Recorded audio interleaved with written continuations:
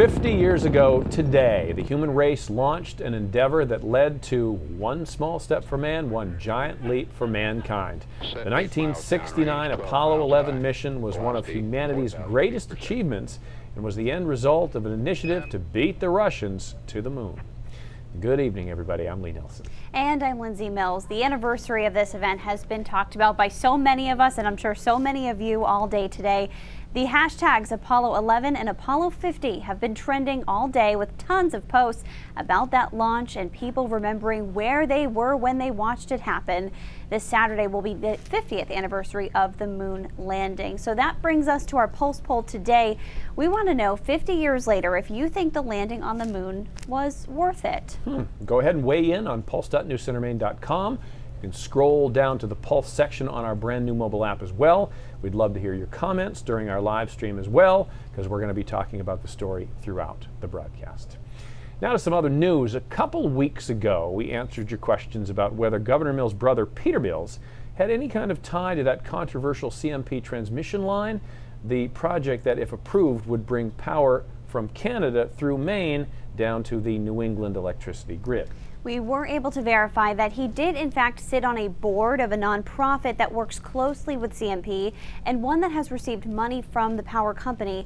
That prompted even more questions from you at home. News Center Samantha York is back now with more answers.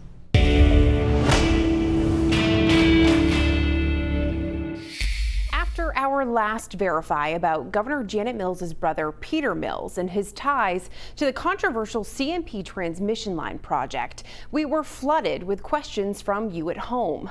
Specifically, some of you wanted to know if Central Maine Power was behind the Western Mountains and Rivers Corporation, the nonprofit that Peter Mills sits on the board of. You wanted to know if CMP created that nonprofit. So let's verify. To find out, we spoke with Larry Warren, the nonprofit's founder. We also referenced these documents, the Articles of Incorporation filed with the state when the corporation was established. Warren explained that the idea for this charitable nonprofit came to him after learning more about the proposed transmission line project back in 2016. More specifically, when he saw it could possibly have an environmental impact on the Kennebec Valley area. We talked with the board of Somerset Economic Development Corporation and advised that we were going to be involved in sort of an extensive due diligence process if any of these projects came up. We should begin a discussion to see if we could minimize the negatives and maximize the positives of the project. Cue the creation of the Western Mountains and Rivers Corporation, an organization Warren says would work alongside CMP to serve as an unofficial watchdog group whose aim is to lessen the environmental impact the transmission line would have in the Kennebec Valley. It appeared as though at some point in time the transmission line would be inevitable and that we should continue to work on trying to resolve the issues early on and to address solutions that could work for both CMP and for the communities. These documents filed with the Maine's Secretary of State's office show the Articles of Incorporation for Western Mountains and Rivers Corporation. It's dated August 8th, 2017. The only signature on the document solidifying the nonprofit's creation is Larry Warren. So we can verify while CMP does work with the nonprofit, documents show the power company was not responsible for its creation as an organization. With your Verify, I'm Samantha York, News Center, Maine. And of course, if you ever have something you would like us to look into, just send us an email at asknow@newscentermaine.com. Yeah, and speaking of Central Maine Power, the company will no doubt come under fire this evening at the first of a series of hearings being held across the state, all part of the Maine Public Utility Commission's ongoing investigation into their billing issues. We're going to have much more about what you can expect at that hearing later on News Center at 5:30 and at 6 o'clock as well. So this is the day where I've been chugging water, preparing for what's to come tomorrow. For tomorrow, yeah. Yeah, the humidity. What a lovely summer day though today, Keith. Today was nice, but tomorrow gets humid and then some heat for the weekend. So we got a little of everything in the summery stretch. Here are the dew points starting to creep up now into the low 60s over southwestern Maine, so getting to sticky to uncomfortable range. Temperatures, though, aren't uncomfortable. They're right around 80 degrees. That was official high in Portland, down to 76 with the sea breeze there. But most of us upper 70s, low 80s at this hour. I will say that I am surprised the fact that these clouds hold a few more showers than I would have thought. So there's the satellite, still clean along much of the coastline. But watch, a couple of these showers are making it right now all the way into York and Cumberland County. So really, really light stuff. But admittedly, the forecast had the showers dying out over western Maine, and they're just not doing that so far. To the north, they're a little bit heavier over Aroostook County specifically, and down all the way to Greenville. There's some showers in there, no thunderstorms, but just a sprinkle possible here in the next few hours. After that, we go partly cloudy overnight. And tomorrow, yeah, it's just a really sticky day, and it's a weird kind of warm day because we start out, as you can see, in the 70s in a lot of spots. And then we're into the 80s by the middle of the day. There will be showers and thunderstorms really throughout the day. Best chance of severe weather is late afternoon. We'll keep an eye on those storms. But guys, it's conceivable we start at 73, we end at 85 and humid, and don't see the sun at any point during that stretch. Okay. Okie dokie, Keith, thanks. Well, before we take a break, we want to take one quick look at our pulse poll tonight. Do you think landing on the moon was worth it so far? Oh, look at that. Yeah, 87% of you saying yes. And it seems that way, too, on our Facebook live stream, the conversation. Okay. Real quick, a comment so far from Anita. She says, I remember the moon landing. I watched it with my grandmother, who was in her 80s at the time. And she said to her that she never thought she would live to see people walk on the moon. Yeah, yeah. So cool. Yeah, incredible. So cool. We'll be talking more about it throughout the broadcast, too. And again, it was 50 years ago today that Apollo 11 launched, so the eventual goal was to send those astronauts to the moon. Yeah, we're going to have the story of one of the original engineers of the space program who proves you can get there from here. Sweet. Anita, that's so cool that you remember that. A lot of you saying where you were, how old you were. Edgar says he was a senior in high school at the time. Patrice says the moon landing happened on her 20th birthday. Easy Nice. math will tell you how old she'll be on Saturday. Very cool. Teresa says she's looking forward to seeing your paper collection. Yeah, yeah. It's really cool, I do Teresa. have, I'm just going to do, I brought almost all of them in, so I've got most of the big events of the last 50 years in newspapers, but I do have the New York Times front page of when they actually landed on the moon and walked on the moon. So cool. Yeah, yeah, it was neat. Again, my dad did this same thing. So I was probably, I wasn't that old, but I was probably tapped in more than other kids simply because my father was there actually, broadcasting.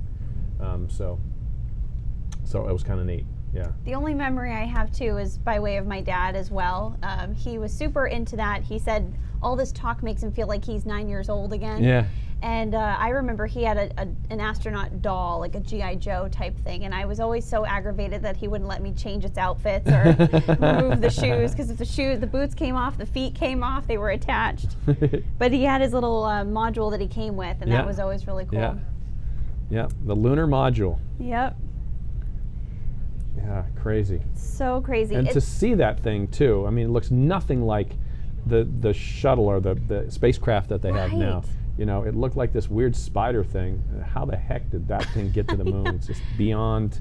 And surviving, the splashdown Yeah, afterwards. the splashdown. It's just incredible.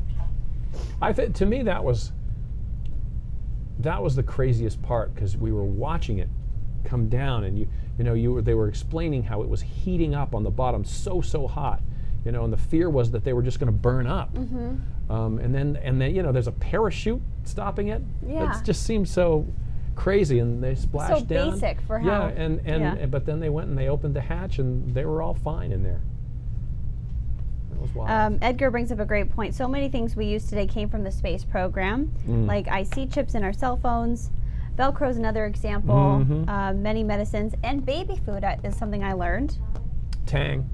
Oh, my mom just chimed in. It was Major Matt Mason. That was the doll. I couldn't remember which astronaut it was. Oh, that's pretty funny. All right, some other headlines tonight. More people are dying from accidental injuries. That's according to a new study from the CDC out today.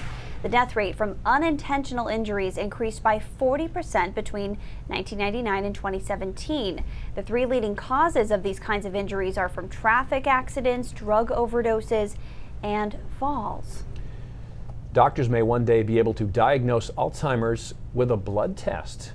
There was a study done in Japan. Scientists collected blood samples from more than 200 people, including some who did have Alzheimer's, and the test was able to detect the buildup of a protein linked to that disease at an early stage 88% of the time.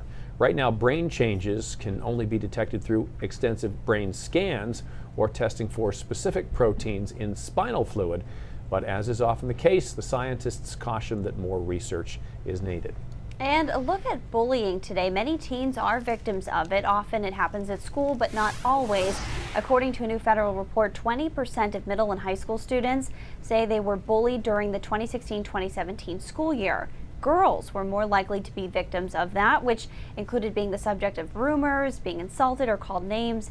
15% said they experienced cyberbullying. All right, when we come back, a main connection to the famous Apollo 11 launch 5 decades ago. And Keith is our connection to the forecast, of course, and that's next on Now.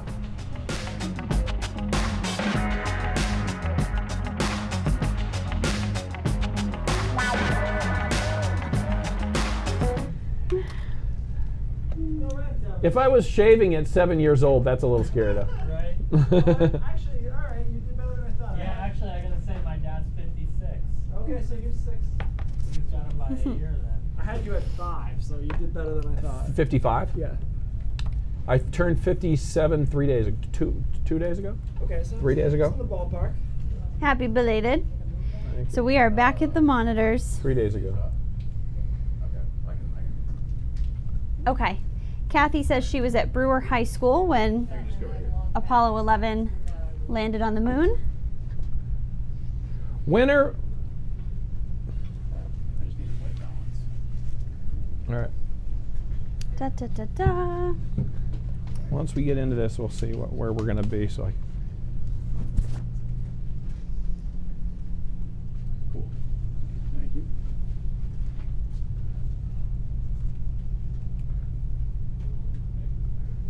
So yeah, this conversation with George Krasner, who we're about to meet, was so interesting.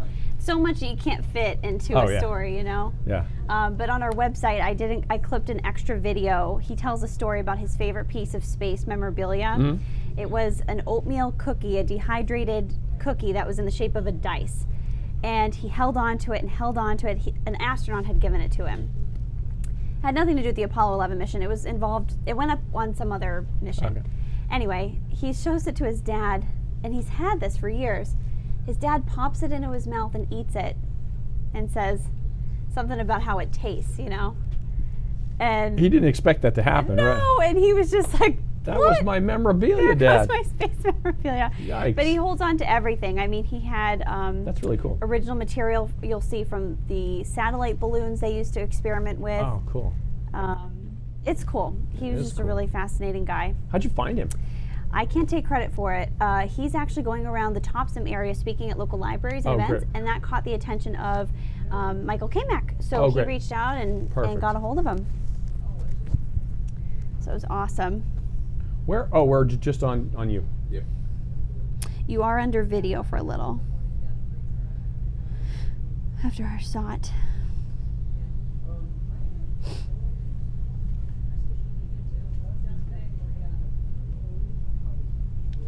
So I don't.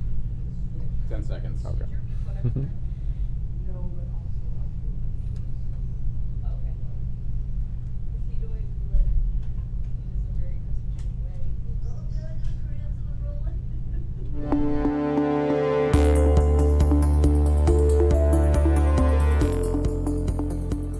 Six, 5, 4, 3, 2, 1, 0. All engine running. Liftoff. We have a liftoff. 32 minutes past the hour. Liftoff on Apollo 11. That right there, 50 years ago today, Apollo 11 leaving Earth, eventually, of course, dropping 3 American astronauts right on the moon, or actually 2 on the moon, the 3rd staying in the command module, of course. Exactly. George Krasner, who you see behind us and you're about to meet, he was one of the original engineers for the space program, and without his expertise and innovation, they may have never gotten there from here. We copy you down, Eagle. Listen, Tranquility Base here. The Eagle has landed.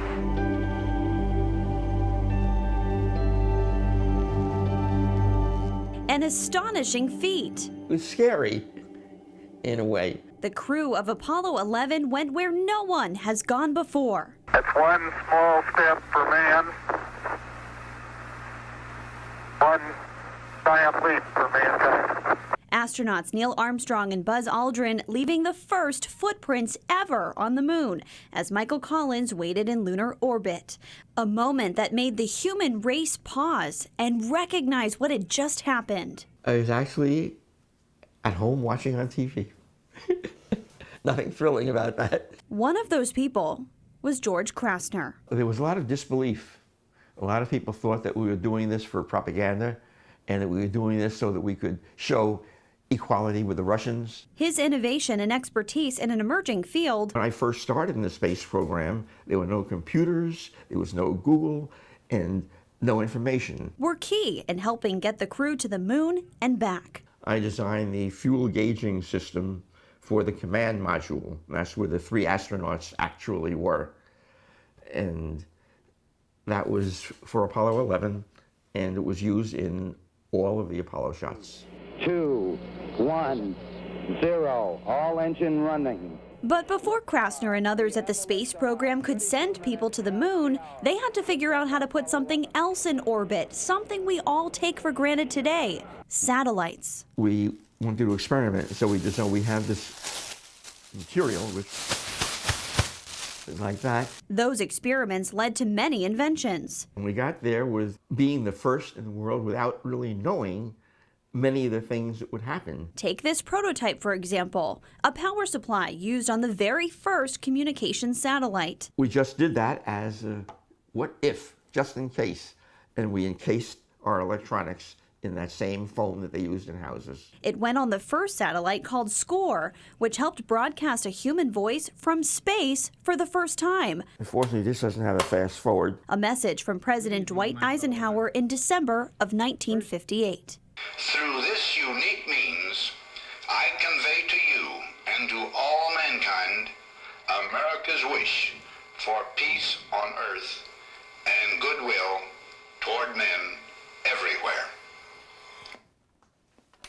That's it. How does that make you feel listening back to it? Nostalgic. Krasner also did a lot of the design work for the first weather satellite that transmitted pictures from space, like this one of Florida. The resolution today is 1,000,000 times better. What started as guesswork eventually evolved into results. Those results proving anything is possible if you try. And at 90 years old, Krasner says it's a lesson that's helped him achieve what was thought to be impossible. 8, 7, 6, 5, port stage, engine arm ascent, proceed.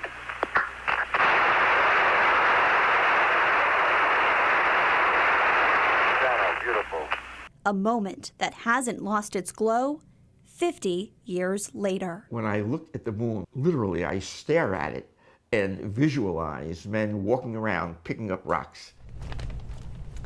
I just love that. By the way, we have way more at our website with George about his memorabilia from space that unfortunately he lost that, and it's actually a funny story. You'll have to check it out. Absolutely. And I just wanted to share real quick, as promised, I said I'd bring in some stuff that I have collected, including the Times headline, Men Walk on the Moon. Of course, this was the blast-off day. The moon walk was a couple of days afterward. But my father was an anchorman, and he was covering this, and so it was very important in our household. And you know what's interesting as you reread these articles is you know, I mean, what did everyone want to know? What's it like on the surface of the moon? You know, are you going to step in and sink through? You know, and so Neil Armstrong talks about how he felt fine, and it was a light powdery feeling, and he was very comfortable in his suit, and it's just fascinating to kind of reread this stuff because it was the first time for this otherwise inconceivable thing. Right. You know? Voyage So, to the moon, and people yeah. were watching all over the world. Yeah, absolutely. Sinking in, that's an interesting concept. Yeah. Yeah. I guess you wouldn't know for sure what it would Yeah. be. By the way, George is not 90. I'm sorry. Like, Right? I'm gonna, like I said, I'll give him 80. He looks amazing. And that's not someone who, like, you say it as a compliment. Oh, I didn't realize you. Like, I literally was astonished by that. I know. I was doing the backwards math. I'm like, if he's only 73, how is it possible that he even worked in this? Yeah, All no, right. he's It's 90. amazing. So really, we need to go that. back and do an interview on like what his skincare routine is. What's his These are the diet? answers that Maine wants. Forget about the moon. Exactly. Current dew points, 60s in a lot of spots, getting sticky into that uncomfortable range as we promised that they would by this afternoon and into the evening. We've got some clouds out there right now moving through southern coastal Maine into the mid-coast. As I mentioned, I'm surprised that a couple of these showers are holding together. They're really, really light, and I'd be interested to see how much of this is actually hitting the ground. But certainly it's interacting with our sea breeze. See that right there? That's our sea breeze pushing on shores, interacting with these showers. To the north, they're much more consistent, though, moving into northern Maine as really just some moderate shower activity. So a sprinkle possible over the next few hours. After that, we go partly cloudy. It's a pretty sticky night. Temperatures don't drop very much at all. In fact, there's a brief period of time late tonight where we might tick up a few degrees on the way to tomorrow morning. We'll be right around 70 to 72 tomorrow morning when a lot of us wake up. Tomorrow's not a good looking day. Don't think, oh, I'm going to go to the beach tomorrow. It's not that kind of day. It's a humid day. It's a warm day. I think a lot of us push into the mid 80s despite the lack of sunshine. Showers and thunderstorms popping up all through the day. Best chance of the strong storms, though, will be late afternoon, early evening. That front comes through. It's a backdoor cold front. And then Thursday, we get a break as far as the humidity and the heat go. We're back into the 70s. It's cloudy over southern Maine with a scattered shower. Over central and northern Maine, it's mostly sunny to partly cloudy. And then back to the warmth on Friday and straight up heat on Saturday. So there's your backdoor cold front. When it comes in from a kind of an odd direction, we call it a backdoor cold front. And there's our break on Thursday as far as the heat goes. Back to the warmth. It's tolerable on Friday. And the signals on Saturday, guys, are super warm. At the mid-levels of the atmosphere, at the surface, there's just no reason we shouldn't get there. And so we don't take 100 lightly, right? But that's what I've got in Sanford. 99 in Freiburg, could be 100 there too. 94, 95 in Portland, 95 in Waterville. So your only chance, go to Bar Harbor. Lovely this time of the year, as it turns out. Honestly, it wouldn't shock me if they briefly spiked pretty warm too, but they won't be able to maintain it because it just doesn't happen. So July to date so far, 1 day below average, the rest above. What a recovery, obviously, from what we saw in June, and that's across the board statewide there. So again, hot this weekend. I don't know how many fans Saturday will make. What I'm hearing about Saturday is generally, it's such a short season, fine. Right. That's kind of, right. And I think you get that goodwill in July. If you keep it going into August and early September, then you start to lose that. You know, Okay. snow's the same way. Yeah, we live in Maine, snow's great. Right. And then in Not April, in- people, Right, you know. yeah. Over it. But it will be almost dangerously hot on Saturday, so just be aware of that. Be careful. All right, we'll Okay. do. All right, Keith, thanks very much. This next story surprised me a little bit. A new report says that Maine is the top spot in the country for owning vacation homes. Yeah, speaking of Bar Harbor, as Keith mentioned, the report was done by an organization called IPX 1031. It ranks the states based on the percentage of homes that were considered vacation homes. Maine's ratio was 19%. Vermont came in at number 2 with 17%. New Hampshire was third at 12%. And breaking those numbers down further, 64% of Cape Neddick's homes are considered vacation homes. In Winter Harbor, it's just over 50%. In Castine, just under 50%. Illinois was ranked the lowest state with a total of just 1% of vacation Isn't that homes there. interesting? That is really interesting. They're probably all in Chicago too. And check out what some scuba divers recently came across. Yikes. They spotted this jellyfish that was as big as a person or larger. Lizzie Daly is a wildlife biologist, and she was exploring the waters off the southwestern coast of England when a barrel jellyfish appeared. She explained in her video that she'd never seen a barrel fish or any jellyfish that big. No word if it freaked her out, but I'm going to go out there and say that it would have freaked me out. if I saw that thing. That's in my nightmares. That is Yikes. right out of my nightmares. Oh And my it's probably gosh. completely harmless, but still. But right? still, stay away from Yeah. those tentacles. Ugh. Yeah. All right, let's check in with Cindy, see what's coming up at 5:30. Hey, Cindy. Hi, guys. We have been reporting for months about just how angry CMP ratepayers are about outrageously high bills that the company kept saying were correct, about CMP's corridor project running power through Maine from Canada to Massachusetts. So tonight, the public gets to weigh in on all of this, and it promises to be really intense. We're going to take you there. Plus, Amazon Prime Day has been extended to 2 full days, and before time runs out tonight, we want you to know that there is a way to get some great deals, but also give back to Maine charities and not-for-profits. All you have to do is think, smile. It's all coming up at 5:30. Okay, sounds good. See you guys in a bit. We're back with Raindrops after this. We pulled the trigger on a 50-inch flat screen. Did you? Amazon yeah, Prime? Yeah. You know what? Yesterday we did some Prime deals too. We got restocked on all our cleaning supplies that come like every month or whatever, and we saved like 60% by doing that, by doing the subscriptions. Right. And then in addition to the Prime deals. Oh, awesome. Pretty cool. Edgar, I love your comment. Edgar says, one thing I remember most is how everyone in the country wanted to be part of the space program. He says the country never was so united and never has been since. I agree. Yeah, I that's agree. cool. Almost much of the world was united. I was talking about a girl I knew when I was in England in 1982, telling me that, you know, when it happened, the U.S. was just it's hard Yeah. to describe. Yeah. Yeah. So cool. Just wild. And So I cool. think he's right on with that comment. All righty.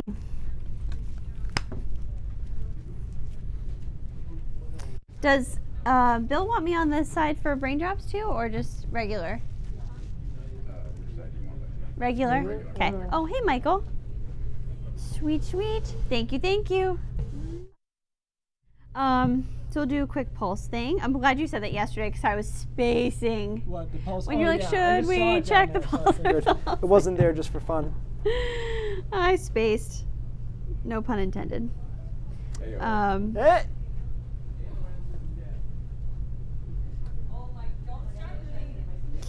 Anita says back when the moon landing was happening, she thought for sure humans would be living on Mars by now. Also, where are the flying cars that we were promised? That has not happened yet. This is baby boomer generation. Like, when was do you guys ever go to Epcot? Yes. As a kid, and they had this thing called Tomorrowland. Yes. And like those things were supposed to be here by now. I feel like Yeah. this was like about now, 2020 Right. or so. So in some ways we've advanced faster than I thought we would. Like smartphones are cooler than I thought we would have. Transportation-wise, it's been slow, and it's because of cost. There's a lot of stuff we can do, 21. but I'm curious to see what happens with this Hyperloop. yeah, I've been watching that very it's closely. kind of a cool idea. Especially with Clay's family living in Chicago, it'd be a great way to just literally teleport yourself to go places. And they say it's safe. Stand by.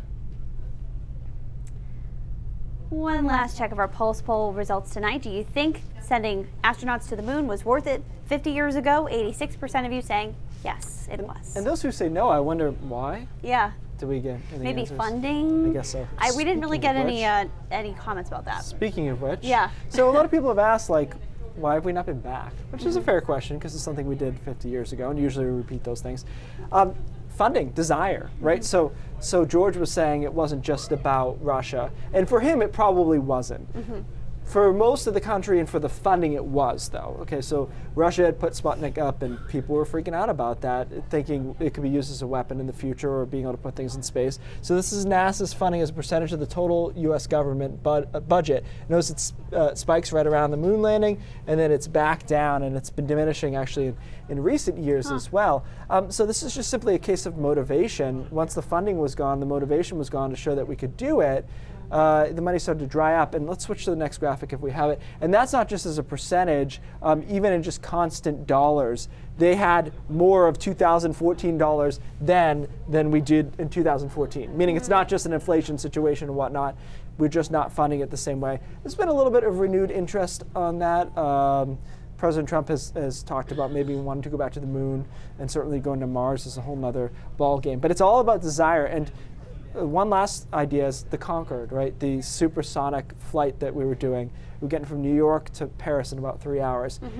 Came down to cost. We can do it. We could do it that fast. We could do it again. But what's the cost of that? What's the business model of that? And that's where NASA kind of just ran out of some steam after the moon landing. Interesting. All right. That does it for us on Now. News Center Maine at 5:30 starts right now. Bye, Facebook.